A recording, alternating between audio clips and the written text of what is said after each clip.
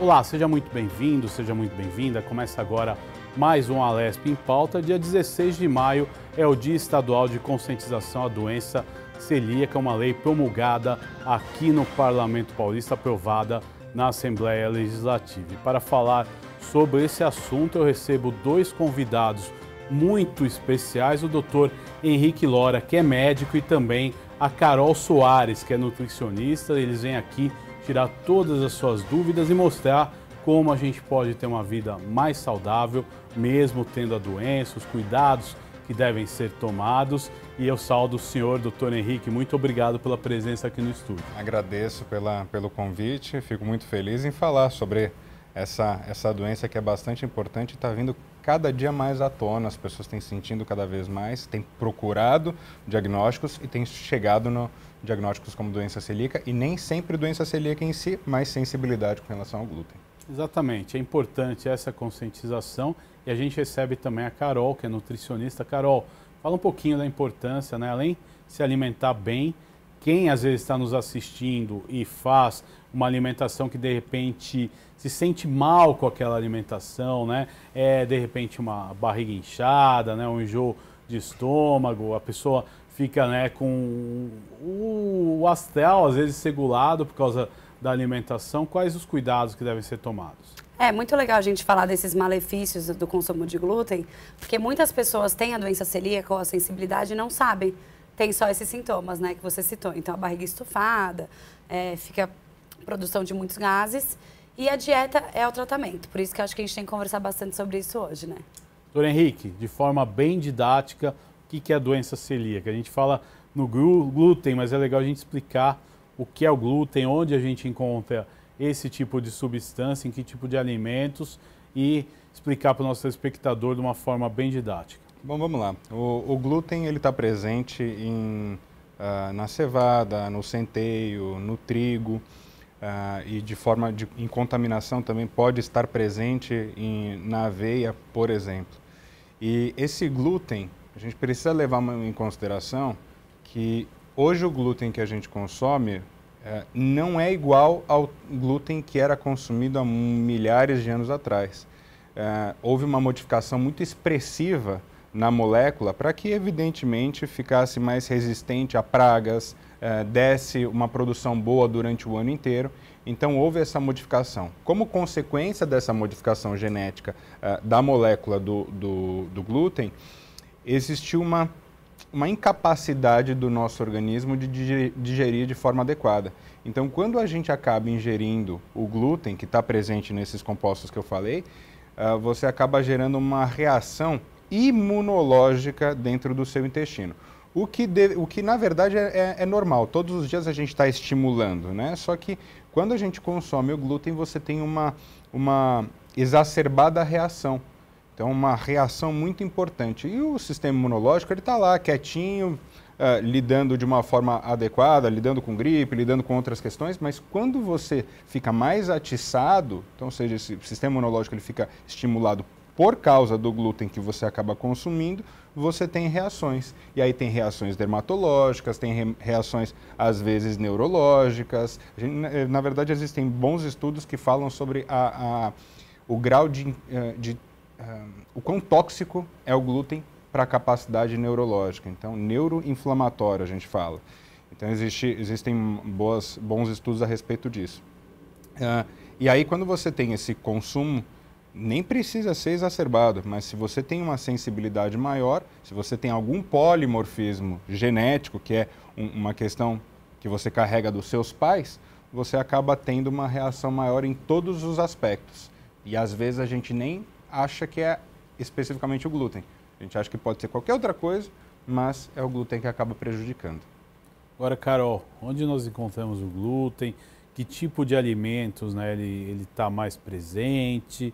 E é importante a gente esclarecer, porque às vezes a população ela não tem, né, a informação correta, que aquele alimento ele tem glúten e ele pode ser nocivo a algumas pessoas, se não a maioria das pessoas, né?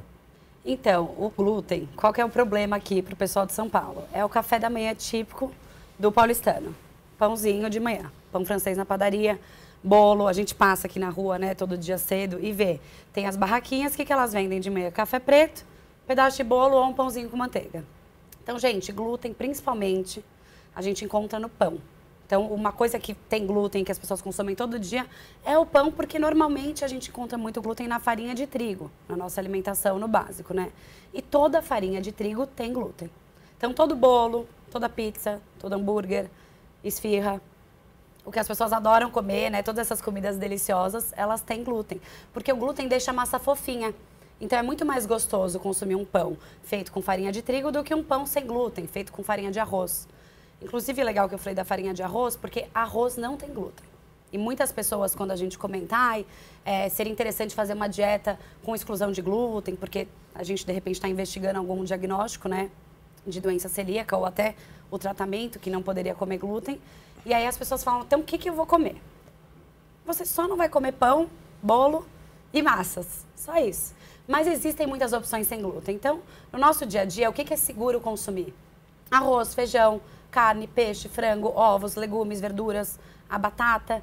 Então, até que não é difícil uma alimentação sem glúten. É só realmente tirar a farinha de trigo e, para quem gosta de cerveja, a cerveja tem bastante glúten também. Interessante, doutor. E aí a gente vai entrando no ponto, o tratamento. Qual que é o tratamento mais adequado? É importante também a gente abordar aqui, talvez um pouco antes, como é que é feito o diagnóstico dessa doença, né? E às vezes, e aí vai a minha questão também, às vezes a pessoa não tem, né, uma intolerância a glúten, mas quando ela come, ela bota o glúten na dieta, ela tem malefícios do dia a dia, né? Então eu queria que o senhor falasse sobre isso. Olha, Guga, eu vou ser bem sincero, a amostragem que eu e a Carol nós temos na clínica é que 50% dos nossos pacientes têm problemas com glúten. Não necessariamente é doença celíaca, mas tem problemas com glúten. Eu acho que desses 50% aí, a gente pode dizer que talvez o quê? Uns 5, talvez um pouco menos que isso, sejam suscetíveis a ter a doença celíaca. E por que a gente fala suscetíveis e não confirmamos? Porque, na verdade, o padrão ouro para se confirmar que uma pessoa tem doença celíaca é uma biópsia de intestino. Essa é o padrão ouro. Só que dentro da clínica a gente realiza 2 exames genéticos que é um gene, para facilitar, chama DQ2 e DQ8. Esses 2 genes, quando os 2 vêm positivo, você tem uma chance enorme, gigantesca, de ter uma doença celíaca. Mas que na prática não muda nada, porque se você tem a sensibilidade tão forte no teu organismo, o tratamento é retirar. E esse que é o complicado. Para algumas pessoas pode parecer um pouco assombroso ou muito importante. Nossa, eu vou tirar o pãozinho, eu vou tirar massas. Mas ao final das contas, pães e massas fazem muito mal para o nosso corpo. São refinados. É um carboidrato simples que aumenta a insulina, que aumenta a hemoglobina glicada, que aumenta a glicemia. Isso é prejudicial. Então, acho que a gente precisa, primeiro, trazer um pouco de razão e menos emoção para a gente conseguir fazer as boas escolhas. Porque se a gente falasse, talvez 10 anos atrás, ia ser um contexto muito difícil de você tirar glúten ou tirar derivados de leite, coisa que eu falo bastante, a gente fala bastante dentro da clínica. Mas hoje está muito mais fácil. Hoje nós temos muitas opções. E a Carol aqui falou inúmeras opções sensacionais que não precisa do pão, não precisa da massa. Essa é que é a grande questão. Então, para ficar claro, né? Voltando. O diagnóstico padrão ouro é uma biópsia de intestino.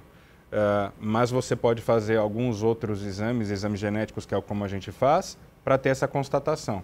E aí consegue dizer o quão prejudicial é o glúten para você, porque não adianta, não é necessariamente, você faz a biópsia de intestino, beleza, mas por que você fez? Obviamente você tem que ter uma indicação. Mas se você faz e dá negativo, também não significa que você não tenha sensibilidade. Isso que é importante deixar claro também. Então, se fizer tudo, a pessoa está bem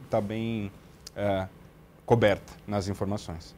Agora, Carol, e os alimentos sem glúten, que a gente lê aí rótulos e fala não contém glúten, eles são realmente, na sua grande maioria, confiáveis ou a pessoa tem que ter certo cuidado? Porque, por exemplo, vai no estabelecimento, está lá na vitrine, vai uma torta sem glúten.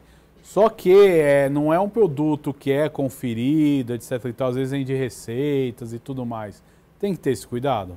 Acho que quando a gente pensa num alimento industrializado de uma grande empresa, né, que a gente conta no mercado, a gente pode confiar porque o Brasil tem uma grande segurança alimentar, né?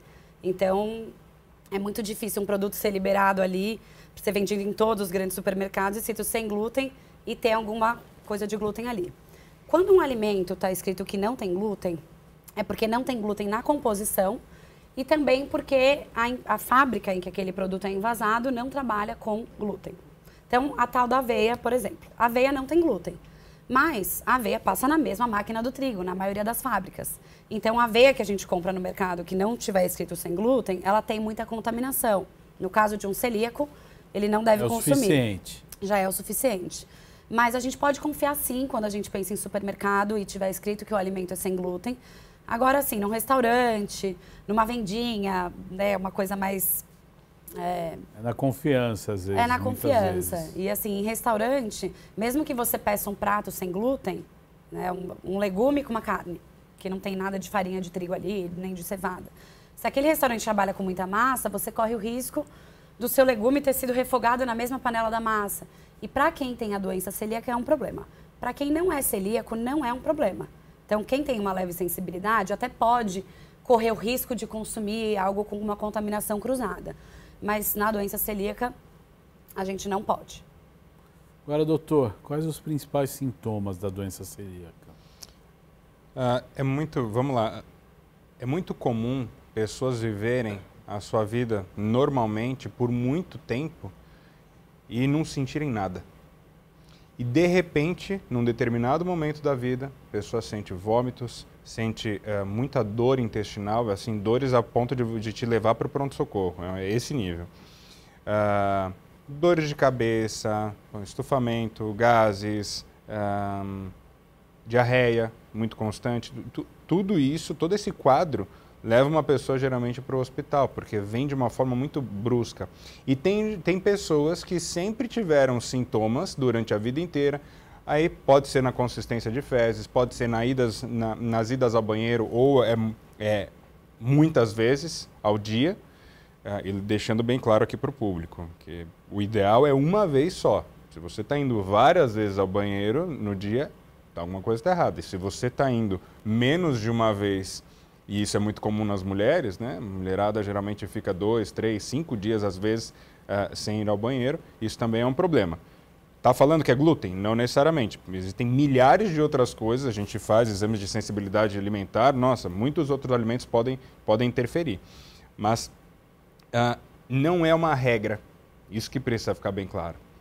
Minha vida inteira eu consumi, agora eu vou ter... Pode acontecer, pode acontecer. Eu tenho uma amiga muito próxima que ela do nada, teve dores absurdas, foi para o hospital e lá foi constatado que ela tinha doença celíaca. Então, ela não cortou como deveria. Também não é minha paciente, mas essa é a constatação que a gente tem. Esses sintomas não é uma regra e pode vir do nada e pode de repente... E quando a gente fala do nada, a gente precisa pensar na primeira explicação que eu acabei dando aqui, que é sobre o sistema imunológico. Se você está passando por um período de transição na sua vida, passando muito estresse, ou você fez uma mudança repentina de emprego, ou você está passando por uma situação mais exacerbada, naturalmente o seu corpo ele vai sentir um pouco mais. Ele pode ficar mais sensível e no momento em que você consome glúten, vai existir um gatilho ali que pode gerar todos esses problemas que foram falados. Mas, de novo, não é uma regra. Não é porque você não tem esses sintomas que você não tem. E que internamente o seu intestino não está fazendo absorção dos nutrientes como você deveria por causa da presença do glúten. Importante a gente falar de absorção de nutrientes, mas antes, doutora, o que pode substituir o glúten? A senhora falou da farinha de arroz, mas quais outros alimentos podem substituir? Quando a gente pensa em substituição, né, então consumir um pão, consumir um bolo, uma massa, a farinha de arroz, a farinha de amêndoas, a farinha de linhaça, de grão de bico, gente, tudo que você puder bater ali num liquidificador e transformar em farinha, a gente consegue substituir. A tapioca, então, por exemplo, café da manhã, o que eu vou comer de manhã? Uma tapioca, mistura uma tapioca com ovo, faz uma crepioca, parece um pãozinho, ou usa a farinha de amêndoas, que ela dá uma super consistência legal. Então, tudo, eu falo, vai acabar consumindo muito ovo, quando tira o glúten, porque para fazer esse pãozinho, em casa, a gente acaba usando ovo. Então, é super fácil, só que, às vezes, esses produtos são mais caros. Então, eu acho muito legal até essa nova lei, porque eu acho que pode ser que aumente a produção de alimentos sem glúten e as pessoas todas consigam consumir, né? Porque hoje em dia no mercado, todo mercado tem pão sem glúten, mas o pão sem glúten é o triplo do preço. Então, para fazer em casa, né, você realmente vai ter que comprar a farinha, aprender a fazer a receita. Mas a farinha de arroz é a mais usada. Arroz, amêndoas, grão de bico, linhaça, dá super para substituir. E até o próprio cuscuz, que aqui em São Paulo a gente não consome muito, mas o flocão de milho, né? Porque o milho não tem glúten. Então dá para usar o flocão de milho e de manhã consumir um cuscuz ao invés de um pãozinho.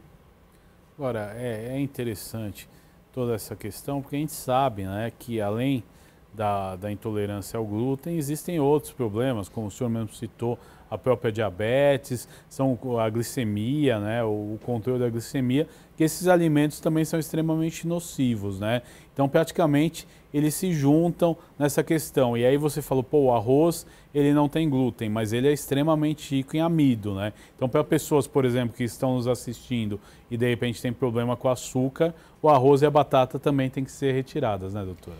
Eu não uso muito a palavra, assim, eu não gosto muito de falar para retirar totalmente. Quando a gente tem qualquer questão, doença metabólica, então uma diabetes ou um colesterol muito alto que tem que reduzir, a gente tem que controlar a nossa alimentação ao longo do dia inteiro. Então não adianta falar, você não vai mais comer arroz. Você vai diminuir a sua porção de arroz. Você não vai comer arroz puro. Porque quando você consome um arroz branco, numa quantidade ali, 3 colheres de sopa de arroz branco, que não é muito, um pouco de feijão, uma carne, um legume, você está comendo um prato completo, com carboidrato do arroz, né, o amido, mas também tem proteína, tem gordura, tem fontes de fibra. Tudo isso vai lentificar a digestão e não vai entrar tanto açúcar no sangue de uma vez. No caso do diabético, é mais interessante ele tomar cuidado com a entrada de açúcar no sangue do que só o fato de entrar açúcar ou não. Mas claro, gente, o alimento sem glúten, o pão sem glúten tem a mesma caloria do pão normal. Uma tapioca tem mais carboidrato do que um pão francês. Então, essa substituição também, quando a gente faz por conta em casa, às vezes você acaba consumindo muito mais carboidrato. Ou muitas pessoas pensam, esse bolo não tem glúten, então ele é saudável, eu posso comer um monte. Não, porque a farinha de arroz tem a mesma caloria, mesma quantidade de carboidrato da farinha de trigo.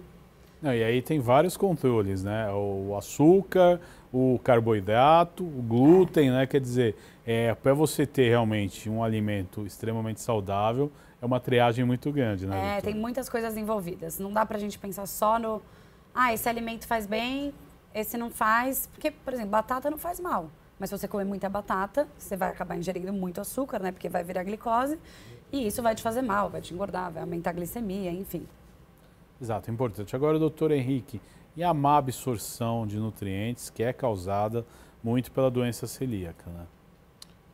Hoje estamos vivendo uma situação muito perigosa, uma situação muito drástica, com essa incapacidade de absorver nutrientes de todos os aspectos.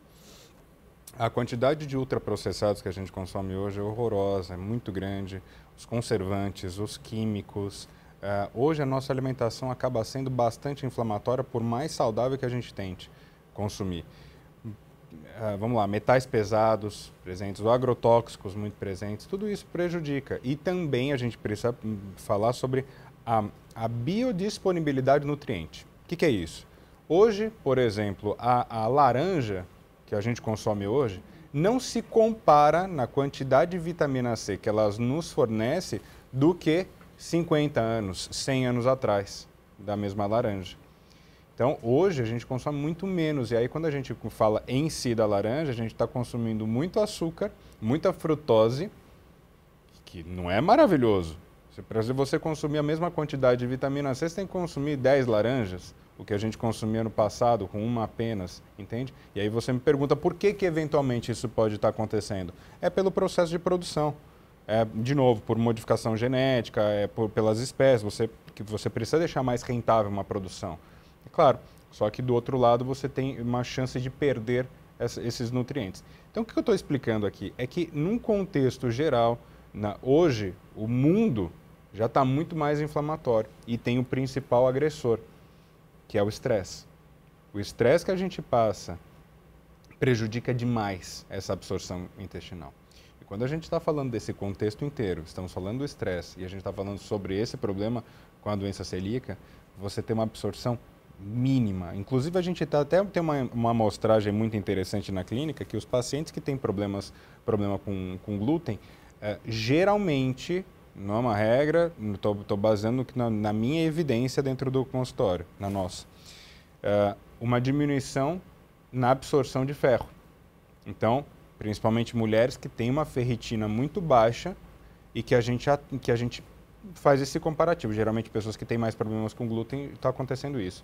A gente pensa que pode ser por causa do estômago, né? Porque o estômago não digere o alimento, que naturalmente não vai permitir com que você tenha aquele ferro para ser absorvido pelo intestino, em muitos cenários. Mas é fato.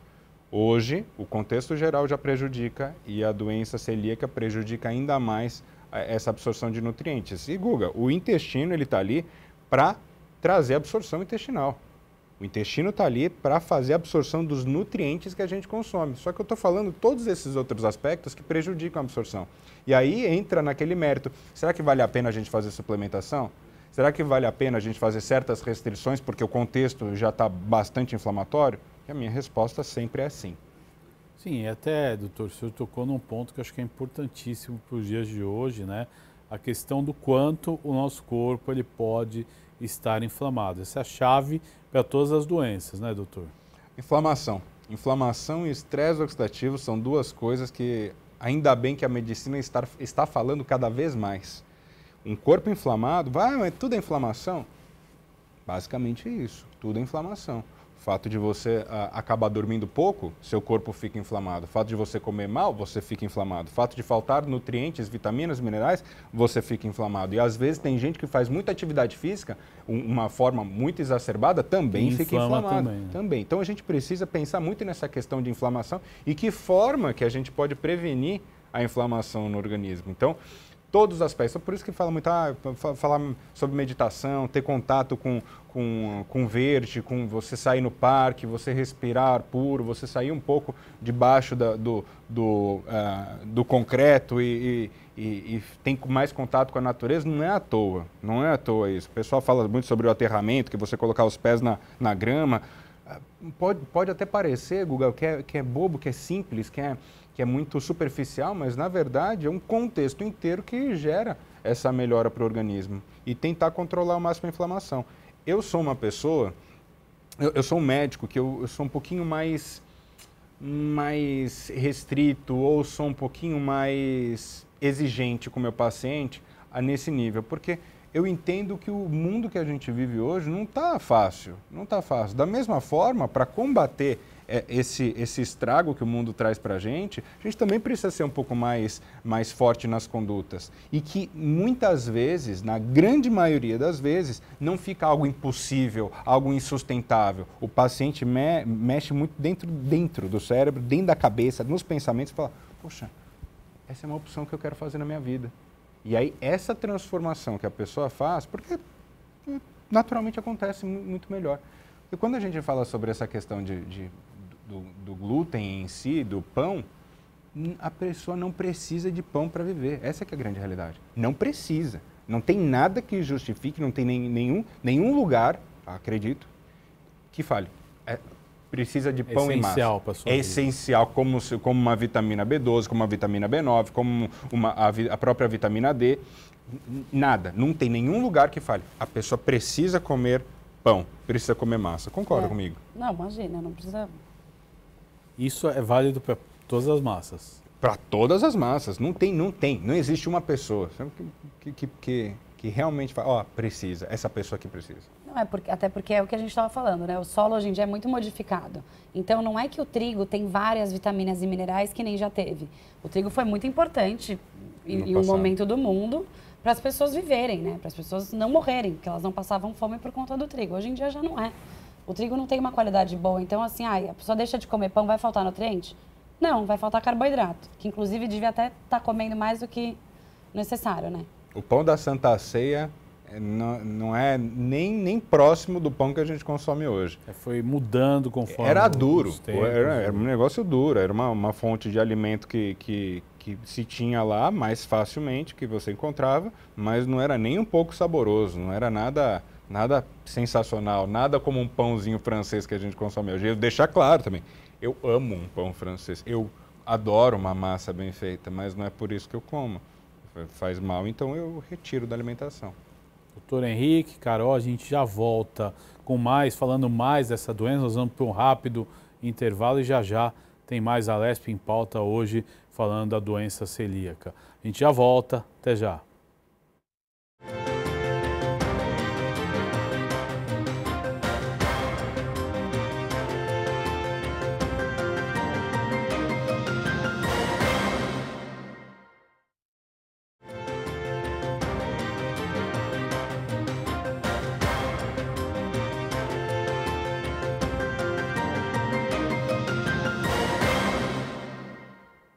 Olá, estamos de volta com esse Alesp em pauta. Dia 16 de maio é o Dia Estadual da Doença Celíaca, uma lei aprovada aqui na Assembleia Legislativa para conscientizar a população sobre essa doença. Nós estamos aqui conversando e debatendo e explicando para o nosso telespectador o que é, como ela se apresenta. Eu estou aqui com o doutor Henrique Lora, que é médico integrativo, e a Carol Soares, que é nutricionista.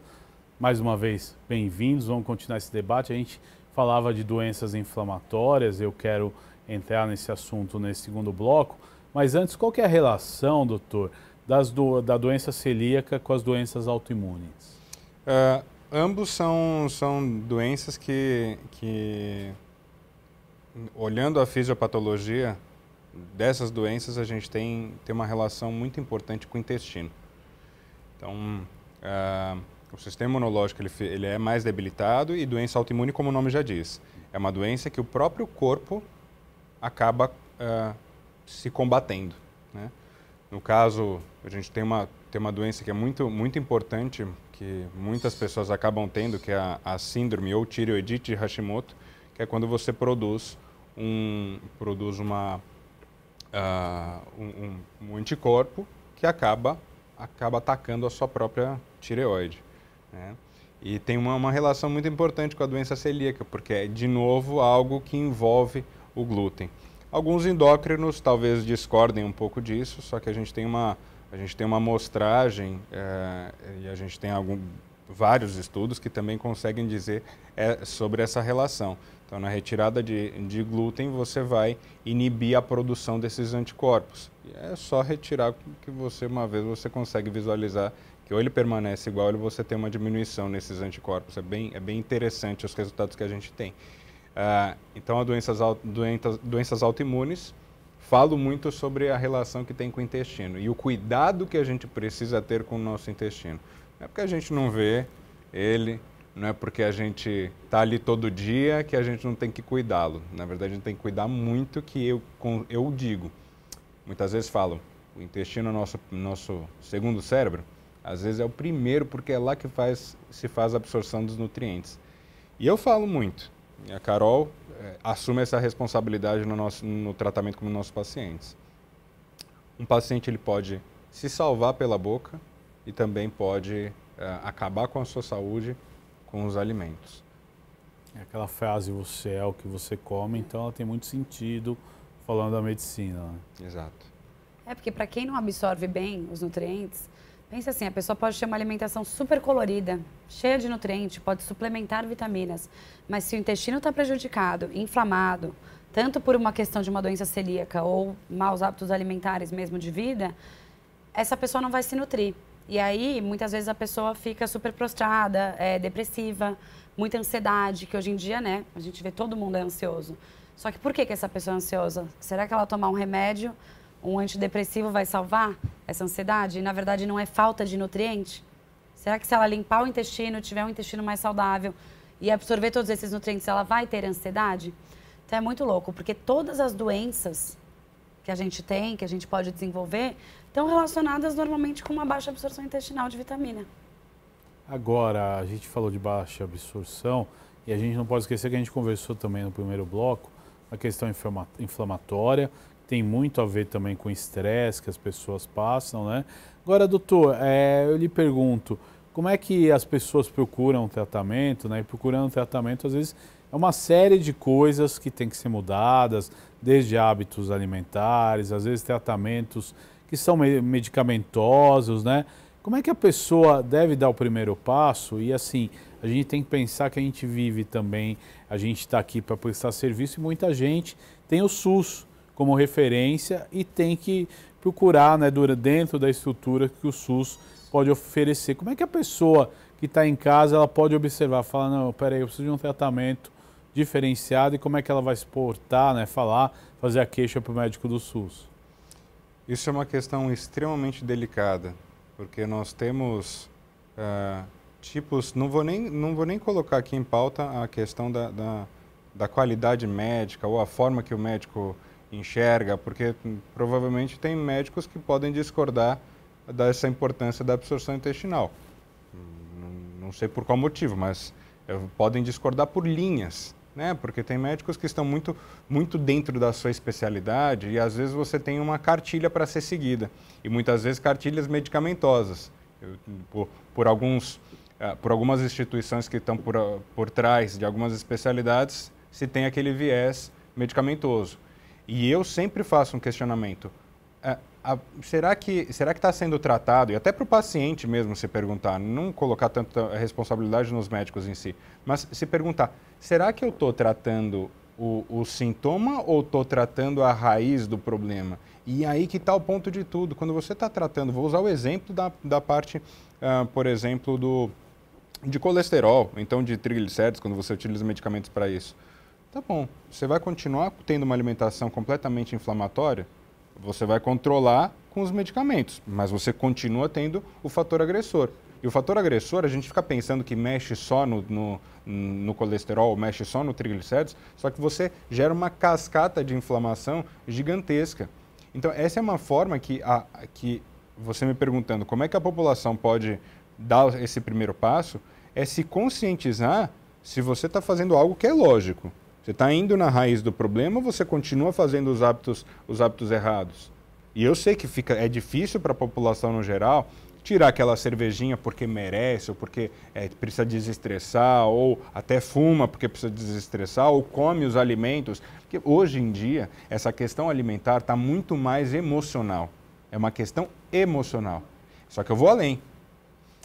A gente fala que é emocional, só que é muito mais uma questão química. Dentro do nosso corpo está faltando vitaminas e nutrientes e minerais que geram esse equilíbrio, inclusive mental, para você falar, não, vou comer uma salada com frango do que comer aquela lasanha.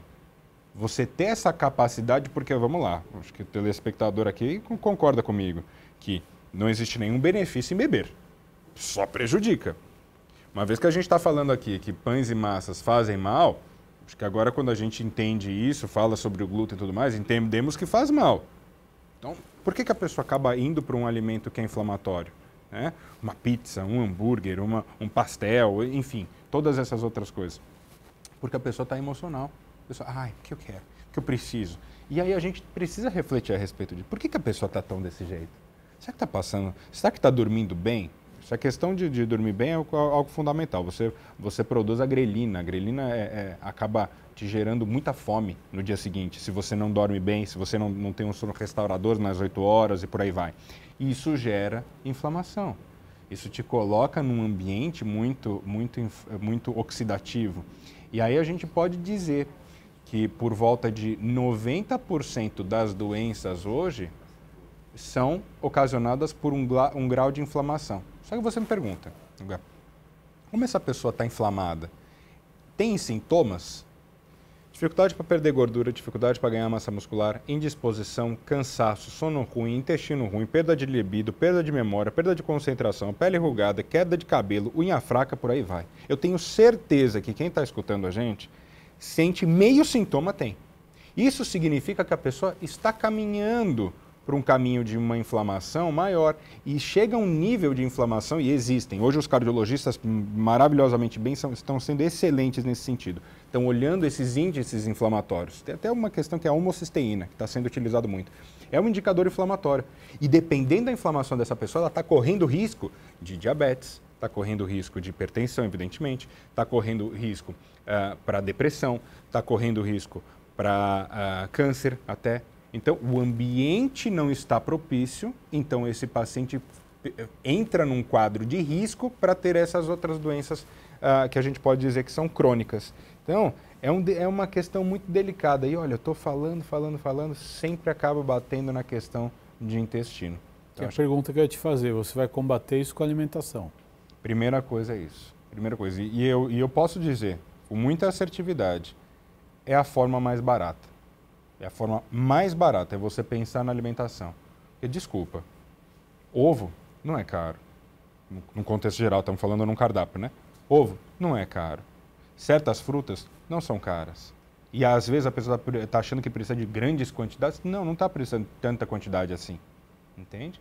Então, os lanches, os fast foods da vida hoje já não estão tão baratos como era 10 anos atrás. Né? A gente não dá para você substituir, não tem como. Então, uma dieta balanceada, hoje você consegue, hoje tem um valor acessível, tem alternativas. Então, a Carol acabou comentando que o pão sem glúten sai caro, só que, de novo... Dá para fazer em casa. Primeiro, dá para fazer em casa e outra coisa, eu não como. E tem muitos meus pacientes que também não comem. Por quê? Porque entendem que não precisa. Eu não preciso de um pão. Eu não preciso de uma massa. De fato, não precisa, inclusive faz mal. Como a Carol falou sobre a questão de quantidade de calorias. Né? Então, a gente tem esse entendimento. Não é justificativo. Óbvio, você fazer tratamento, suplementação, usar manipulados, fazer uma academia, pode encarecer, sim. Hoje você tem mensalidades de academias muito boas. Preços populares. Preços populares que te permite, mas também às vezes falta tempo. E eu concordo que muitas vezes a pessoa, poxa, eu acordo às 4 da manhã, chego no trabalho, depois às 6, 7, 8, depois volto tarde para casa, depois tem o deslocamento, não sobra muito tempo, ainda tem que cuidar de filho, ainda tem que cuidar de casa, ainda tem que cuidar de marido, enfim, tem muita coisa. Eu concordo. É realmente delicado. Por isso, porque também, senão todo mundo estava salvo, né? Todo mundo estava com uma saúde maravilhosa e o Brasil não estaria entrando num quadro parecido com os Estados Unidos de grande parte da população, no sobrepeso e entrando na questão da obesidade. Então, tem esse contexto. Mas eu acho que a população precisa entender isso, se conscientizar, falar pequenas modificações, que é que, na verdade, o que a gente faz, fora todo o escopo que a gente faz, né, dentro da clínica, eu e a Carol, é esse entendimento. Ver o que de fato a pessoa precisa. Será que dá para fazer substituições que, inclusive, são mais saudáveis e são mais baratas? Quando encontra esse ponto de equilíbrio, tudo é muito perfeito.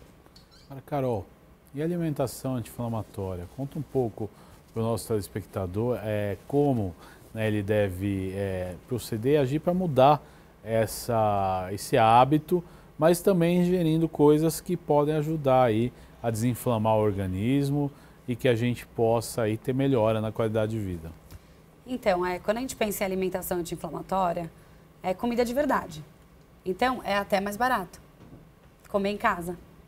Se você quer se salvar, quer ter uma vida saudável, você tem que começar a comer mais em casa.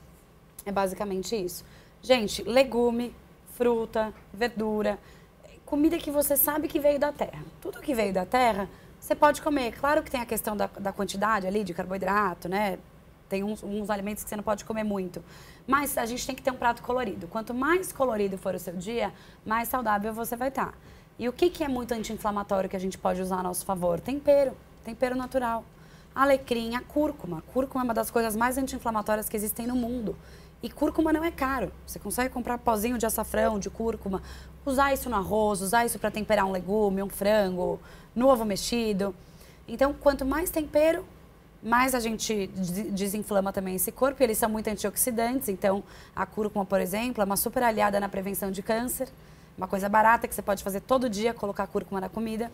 Então, a alimentação anti-inflamatória, antes de tudo, é não consumir muitos inflamatórios. Então, você que tem o hábito de comer peito de peru, presunto, salsicha, mortadela, tira isso da sua vida. Vai comer uma vez no ano, 2 vezes no ano, num evento, numa cerimônia, tudo bem. Mas agora no dia a dia, pão com manteiga e presunto. Esquece, porque os embutidos são super inflamatórios, super cancerígenos. Então, tirar embutido, tirar excesso de farinha de trigo, muito leite, porque dependendo, as pessoas podem ter sensibilidade com leite, muitas pessoas têm e não sabem. Tirou isso do seu dia a dia, colocou mais comida de verdade, que você vai na feira e compra na feira, você já vai estar super desinflamando. E tomando mais chá, chá também é um super aliado aí, uma estratégia super antioxidante. Qualquer chá é anti-inflamatório. E qual que são os melhores? Gengibre, assim, inclusive agora, tá chegando o inverno, né? Então, gente, chá de gengibre com alho. Eu falo que é uma bomba que desinflama, assim, você tá com gripe, começou a tossir, nariz começou a escorrer, chá de gengibre com alho. Não é uma delícia, mas vai te curar. Antes de dormir, um chá de camomila, que é uma coisa tão simples, que a gente encontra em todo lugar. Vai te ajudar a dormir melhor, então ter um sono melhor, você já vai ser uma pessoa mais desinflamada na teoria e ele vai te fazer super bem. Então eu diria aí que uma camomila à noite, durante o dia gengibre, o alho só se estiver gripado, não precisa todo dia, e erva doce depois das refeições, que melhora muito a digestão. Agora, doutor Henrique, quais as complicações, né, que a doença celíaca pode dar ao longo do tempo? E a gente já sabe que muitas vezes pode caminhar para um câncer, né? Pode caminhar, exatamente por essa incapacidade de absorção dos nutrientes no intestino e por esse estado inflamatório. Uma pessoa com doença autoimune, naturalmente, eu falo que é uma pessoa, é uma inflamação de pernas, inflamação ambulante. E que essa pessoa precisa sempre estar pensando sobre essa questão da alimentação, tudo. Eu fiquei sabendo que própolis é anti-inflamatório, me manda bala. Fiquei sabendo que espirulina, que clorela, transresveratrol, a cúrcuma, tudo é muito válido, tudo é muito importante. Também a questão, a gente fala muito sobre ter um pouquinho mais de vitamina D em pacientes que têm doenças autoimunes. Tem literaturas boas nisso, tem gente que concorda, discorda, mas enfim, é algo interessante a ser pensado. Todos os sintomas que essas pessoas sentem, que o paciente celíaco sente, e de novo, não é uma regra. Você pode ter doença celíaca e não ter nenhum sintoma por muito tempo, e você pode vir a ter. Então, como eu disse, o exemplo da minha amiga, muito próxima, ela acabou tendo do nada, com seus 30 anos, acabou indo para o hospital. Então, não é uma regra. As pessoas precisam se importar, sim, com os hábitos intestinais, pensar que pode, por mais que não tenha sintomas lá dentro do intestino, essa absorção não está existindo e te deixar num quadro mais suscetível para ter qualquer tipo de problema. E um dos problemas que pode acabar indo é a questão de câncer, mais especificamente câncer de intestino, porque está tudo interligado. Importante esclarecimento. E a farinha integral, doutora, como é que ela funciona? Ela tem os mesmos malefícios da farinha normal? Quando a gente pensa em glúten, é a mesma coisa, né? Porque é farinha de trigo igual, só que ela não é uma farinha refinada. Então, qual que é a diferença da farinha branca? Que na farinha branca ela passa por um processo que diminui a quantidade de fibra. Então, a farinha branca basicamente é um concentrado de carboidrato. A farinha integral, na teoria, ela deveria ter mais nutrientes. Mas como a gente falou aqui que o trigo de hoje em dia não tem muito nutriente, o que a farinha integral tem, na verdade, é mais fibra.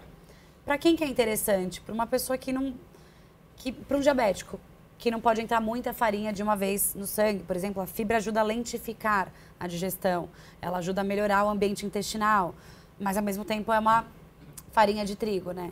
Então, no geral, quando a gente pensa em farinhas integrais, elas têm uma qualidade melhor. Mas tem que avaliar, né? Qual que é a necessidade do consumo, de ser integral ou não. Uma coisa que eu gosto muito de falar para os pacientes, é testar. Acho muito válido, eu sou muito suscetível a testes, sabe?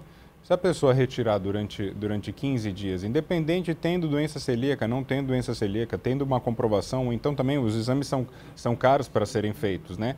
Então, se a pessoa fica em dúvida, que deve estar se perguntando em casa, nossa, ele falou dessa questão dos sintomas, eu tenho, ele falou da questão do hábito intestinal, eu tenho também, nossa, eu consumo muito trigo, notei que eu consumo muito, será que eu tenho algum tipo de problema?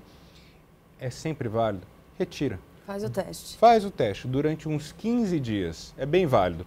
Retira tudo que é derivado do trigo, tudo que possa ter, porque também cevada, né? Centeio, tem as outras coisas, a própria cervejinha, tentar tirar. E outras coisas que fazem mal. Será que é o álcool que me prejudica? Retira o álcool. Será que é a quantidade de leite e derivados que eu consumo? Retira. Retira durante 15 dias. Se a vida não melhorar, aí você pode se perguntar se eventualmente pode ter algum tipo de problema ou não. Agora, se te deixar melhor, menos estufado, menos cansado, menos indisposto, está dormindo melhor, concentração está funcionando, que é geralmente o que acontece, aí eu não preciso provar mais nada. A pessoa sentiu na prática e aí ela está, inclusive, mais determinada e incentivada a continuar com essa mudança. E a gente nunca viu não melhorar, né? Nunca. Depois dessa retirada de 15 dias. Não existe uma pessoa, até hoje, que tenha passado uma consulta conosco. Mesmo que não tenha doença celíaca, ela tem uma melhora na qualidade de vida. Melhora. Porque... Mas, inclusive, assim, acho que é importante a gente falar para quem está assistindo, aqui a ideia não é incentivar ninguém a tirar o glúten da vida, tá? Porque é realmente assim, se você não tem a doença celíaca, não existe a necessidade de excluir 100% o glúten da vida. Mas você pode fazer esse teste de 15 dias e depois, gente, a gente já sabe, é o que falou, faz falta para alguém o pão nutricionalmente? Não faz. Então reduza. Você não precisa parar de comer para sempre. Mas assim, pensar, eu como pão todo dia, então agora eu vou comer um dia tapioca, um dia eu vou comer uma fruta no lugar desse pão. Reduz o seu consumo porque com certeza vai te fazer bem. Legal, é importante essa colocação. Agora, doutor, até que ponto o fator psicológico atrapalha nessa doença e também atrapalha o tratamento? Eu acabei comentando sobre a questão da neuroinflamação que o glúten gera, né?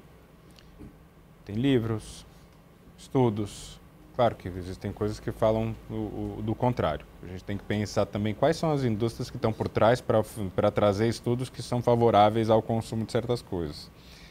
Mas eu acho que é importante a gente sempre pensar o que está trazendo de bom ou o que está trazendo de ruim para a gente.